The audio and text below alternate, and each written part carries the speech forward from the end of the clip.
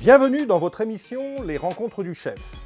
Conçues comme de véritables émissions, ces vidéos vont vous initier à la haute gastronomie et à l'utilisation du matériel professionnel que meilleurduchef.com met à votre disposition dans sa boutique web. Quelques-uns des meilleurs chefs de France nous offrent en exclusivité des recettes originales que chacun d'entre vous pourrait refaire à la maison. Vous allez découvrir également toute une gamme d'ustensiles nécessaires à la bonne réalisation de ces plats. Cette semaine, sur le thème du chocolat, Chef Philippe reçoit Philippe Bertrand, meilleur ouvrier de France 97, chocolatier confiseur et directeur technique pour la marque Cacao Barry, leader mondial de la transformation de fèves de cacao. Bonjour Philippe. Bonjour Philippe. Bienvenue parmi nous. Merci pour ton invitation. Avec plaisir. Nous allons discuter aujourd'hui donc du chocolat. Voilà. Que vas-tu nous proposer?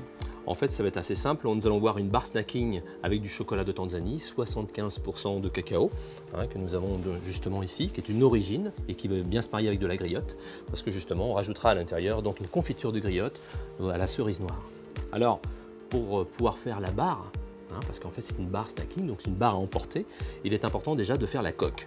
Donc la coque va se faire grâce à un moule en polycarbonate. Donc l'avantage de ces moules, c'est qu'ils se nettoient très facilement. Il suffit de les passer à l'eau et puis ensuite, tout simplement, vous les essuyez et vous pouvez renouveler l'opération des centaines de fois. Pas de machine. Pas de savon, Eau chaude, évitez les machines, eau chaude et on essuie.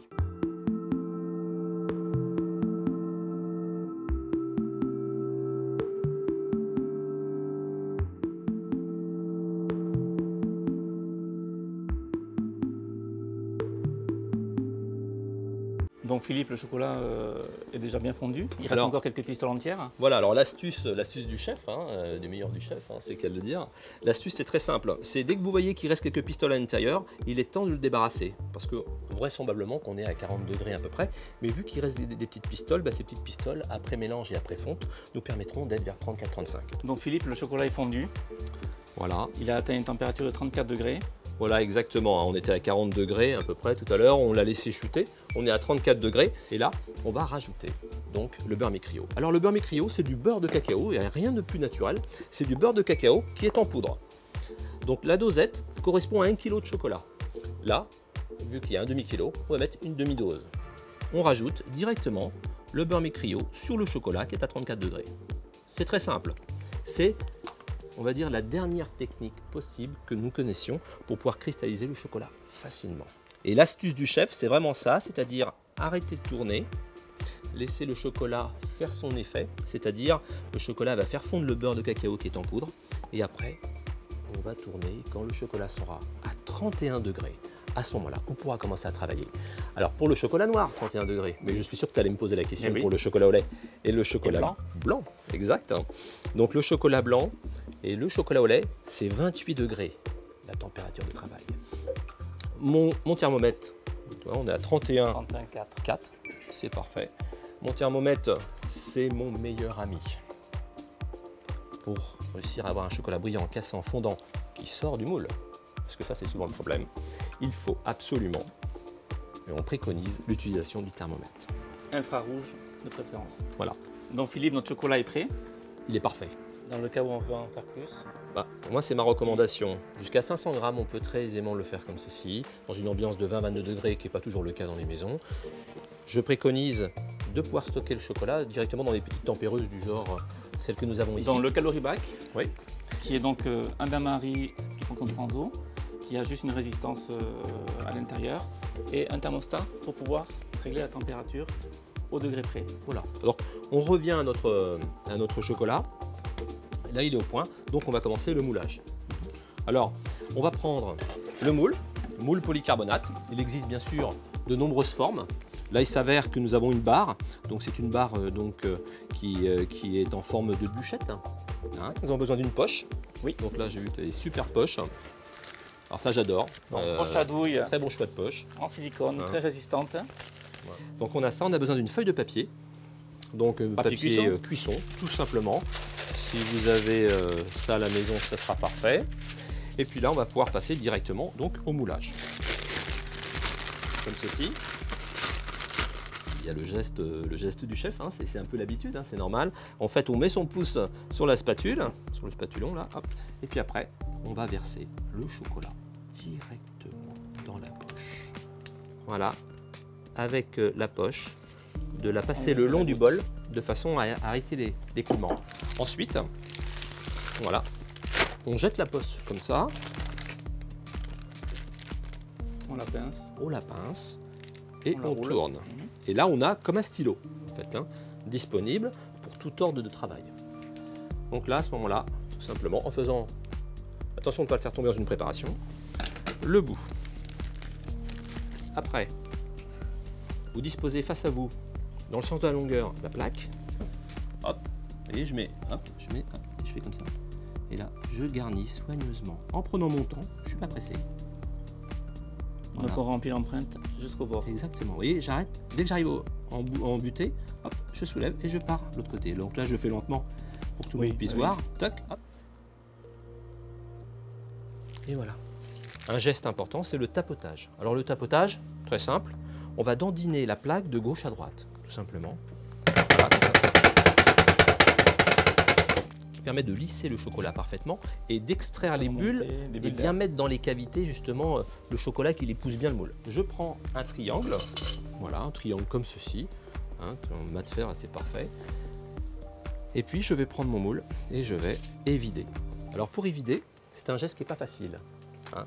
Donc une astuce, l'astuce du chef, c'est tout simplement donc de laisser le moule un petit peu avec son chocolat à l'intérieur pendant 1 à 2 minutes. De façon à ce que l'épaisseur commence à se faire, c'est-à-dire ça commence à figer. Je prends mon moule, ensuite je fais comme ceci, je vais les vider. Alors pour les vider, il faut que je le retourne. Oui. Ça, c'est pas le geste le plus facile. Hein. Donc là, je prends mon moule et je retourne comme ceci. Voilà, regardez. Et là, je prends soin de prendre le manche, pas la lame. Le manche. Et le manche, je vais tapoter tout au long de la plaque, comme ceci, de façon à y vider correctement. Et vous voyez, c'est pas pour rien que je mets la plaque bien droite.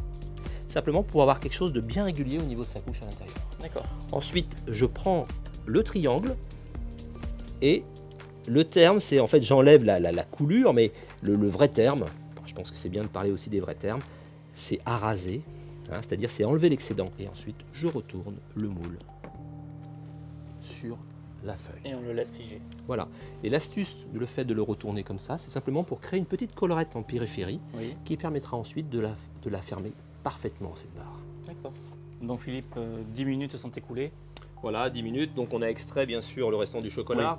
On l'a mis dans un récipient. Et puis là, on va tout simplement retourner en fait la plaque. Bon, c'est très simple. Hein. Il vous suffit de prendre le papier comme ceci, mettre en porte-à-faux le moule. Et puis voilà, retourner. Voilà, il ne reste rien parce qu'en fait le chocolat ne s'est même pas écoulé.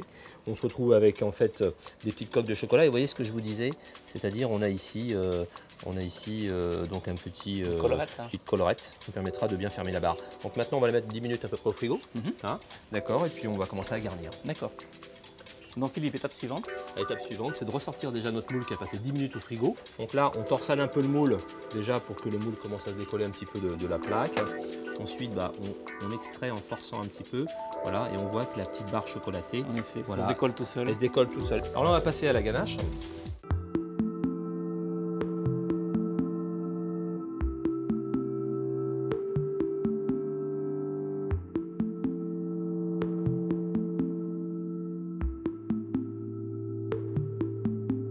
Donc là, on a la crème, le beurre, le chocolat Tanzanie et le miel d'acacia. On va tout simplement mettre le liquide donc directement à l'intérieur de la casserole.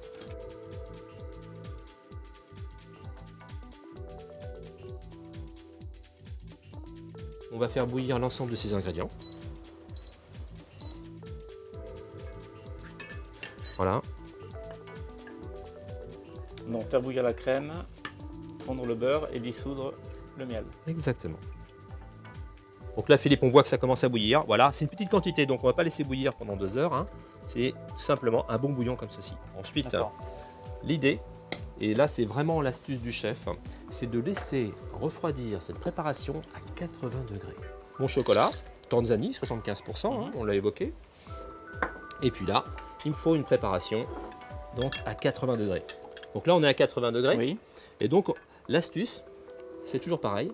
Nous allons en fait rajouter notre liquide directement sur les pistoles, comme ceci, et on va les laisser fondre légèrement, de façon, vous voyez, elles vont s'asseoir à l'intérieur du récipient, on va le voir, parce que là on les voit, et dès que je fais comme ça, hop, elles s'immergent à l'intérieur de la préparation chaude, et on va les laisser pendant 1 minute. Dans le fouet, c'est juste pour démarrer le... Juste pour démarrer la ganache Tanzanie. On voit bien, regardez.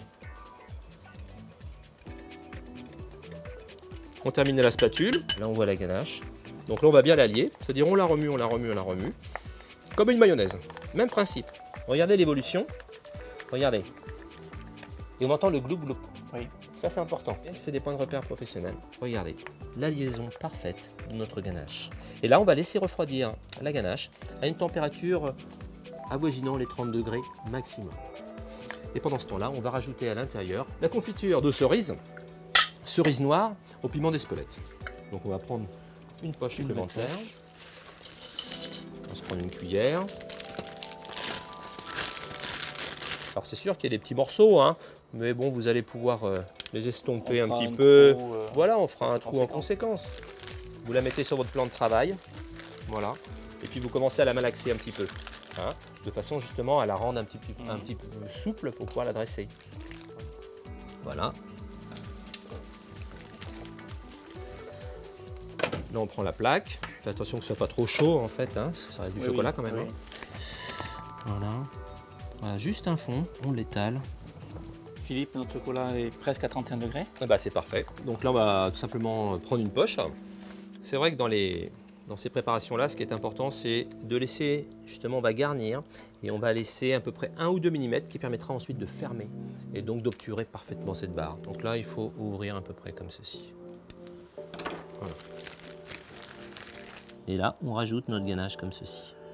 Donc, vous voyez, ma poche est à l'intérieur de la barre. On laisse la place pour obturer. Voilà, regardez, hein, le geste est hyper important. C'est-à-dire, je rentre à l'intérieur de la barre et je presse. J'arrête de presser. Pas de gaspillage. Pas de gaspillage. Et là, on tapote. Maintenant, on va laisser durcir à peu près durant 2 heures ou 3 heures à température ambiante. Et après, on va rajouter une fine couche de chocolat et la barre sera terminée. D'accord.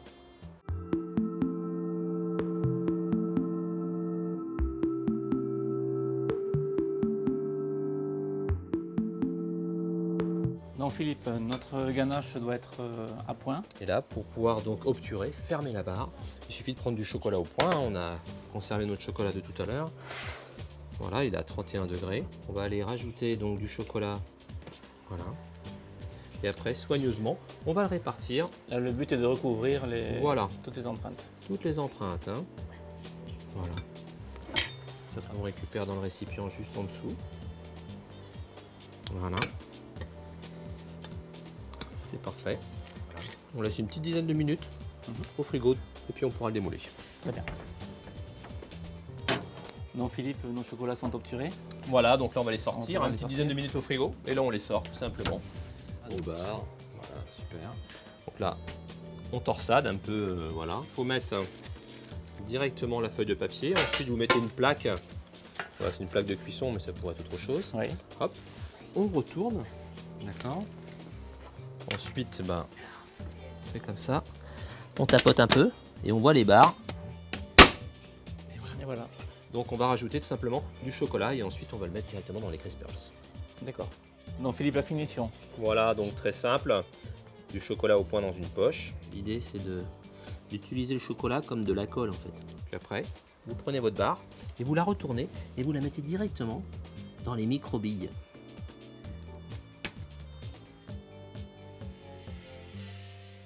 Les barres sont restées Une petite dizaine de minutes directement, l'histoire que le chocolat commence à cristalliser. Donc là, je vais mettre 4 barres, ou même 3 barres, comme ça sera très bien, 3 barres. Et puis là, je vais tout simplement, vous voyez, hop, on voit les petites perles, les petites crispers que l'on retrouve à la surface grâce justement au chocolat qui a permis de faire coller tout simplement donc les petites crispers. On peut toujours rajouter un petit peu de feuille d'or directement sur sa barre et là ça amène vraiment pour la soirée de Noël. Donc voilà nos petites barres chocolatées. Donc chocolat avec chocolat Tanzanie, 75%. Avec une coque de chocolat également avec du chocolat Tanzanie 115%. Et puis une ganache Tanzanie. Et puis un tout petit peu de confiture à l'intérieur. Au piment, voilà, aux cerises noires et piment d'Espelette. Tout à fait.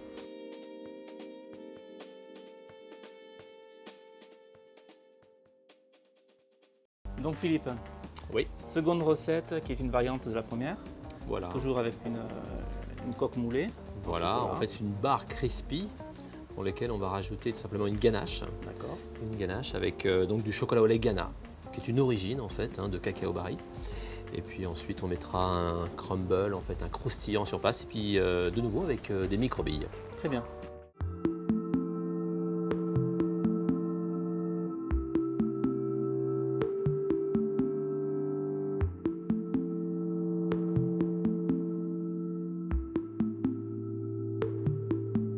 Dans un premier temps, on va voir tout simplement donc le crumble, le crispy qu'on va travailler ensemble. Alors c'est simple, 3 ingrédients. Donc là, nous avons le beurre. Ensuite, on va rajouter le sucre. Voilà. Et ensuite, on va rajouter la farine. Alors, on met tous les ingrédients ensemble.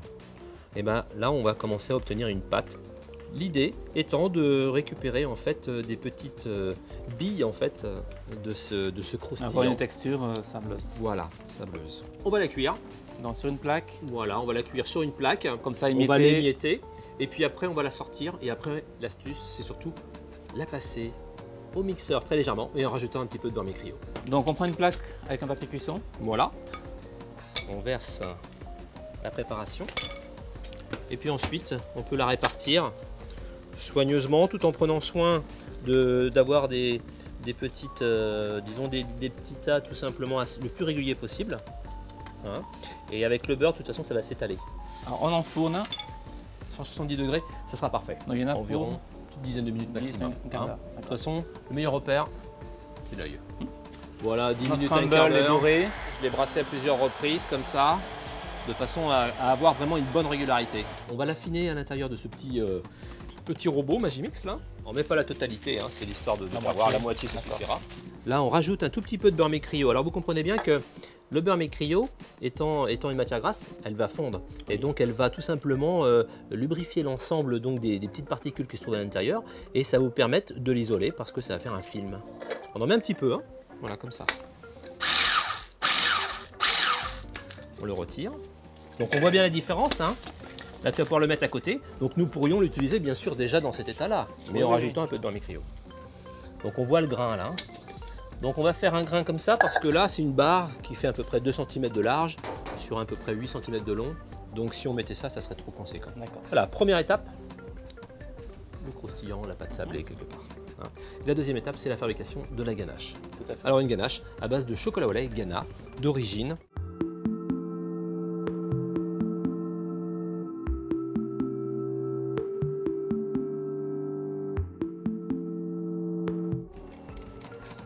C'est parfait. Alors Philippe, on va récupérer nos petites coques en chocolat. Donc là, nous avons des moules en polycarbonate, hein, qui sont des moules de qualité, comme on avait dit. Alors, les coques en chocolat, c'est très simple. En fait, c'est une cristallisation, c'est-à-dire c'est l'opération que nous avons déjà faite pour le chocolat de couverture Tanzanie. Tout à fait. Donc, on a tout simplement chauffé à 34 degrés le chocolat au lait, chocolat Ghana. On a rajouté 1% de beurre mi-criolla, un exemple, sur 1 kg, on va mettre 10 grammes. Et donc, on a tamisé directement le beurre mi-criolla, on a remué. Et quand le chocolat était à 28 degrés, on a moulé, au même titre que tout à l'heure, c'est-à-dire avec une poche, une douille, ou voire sans douille. On a garni et vidé, reposé l'ensemble du moule sur une feuille de papier cuisson, et ce qui nous permet d'avoir la petite collerette, et nous en sommes à cette étape. Donc, on va récupérer nos barres, et donc, tout simplement, Une tartelette. une tartelette, un finger, c'est la mode des fingers aussi, tout ce qui est un peu finger et tout ça. On va en faire 6 là, pour le plaisir. Ça se démoule parfaitement, c'est très bien. Donc là voilà, on va prendre notre ganache, je vais essayer de l'ouvrir. Et on va tout simplement donc, couler notre ganache, vous voyez, qui est un petit peu liquide. Voilà, voilà.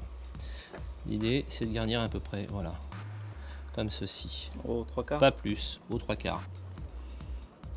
Voilà. Donc là, la ganache, il faut qu'elle soit à 28 degrés, hein, idéalement. D'accord. Voilà. L'étape va consister à rajouter donc notre petit croustillant. On va prendre donc une fourchette et on va commencer à mettre notre petit croustillant à l'intérieur comme ceci. Voilà, qu'on va bien répartir. Alors si vous les mettez les unes à côté des autres, bah justement il y en a pas plein partout, quoi. Oui, oui. C'est quand même pratique. Et après on va rajouter simplement des petites microbilles. Des petites microbilles de biscuits toastés en fait que l'on peut également retrouver chez meilleurduchef.com, hein. Et là on va rajouter des petites microbilles qu'on pourra ensuite, voilà, si on voit qu'il y a un petit trou, bah on profite de l'occasion pour pouvoir le mettre à l'intérieur. Puis vous assoyez un petit peu quand même les grains de façon à ce que vous ayez quelque chose de parfait. Donc voilà l'idée de la deuxième barre en fait, donc qu'on peut utiliser à l'assiette ou éventuellement à emporter, pourquoi pas.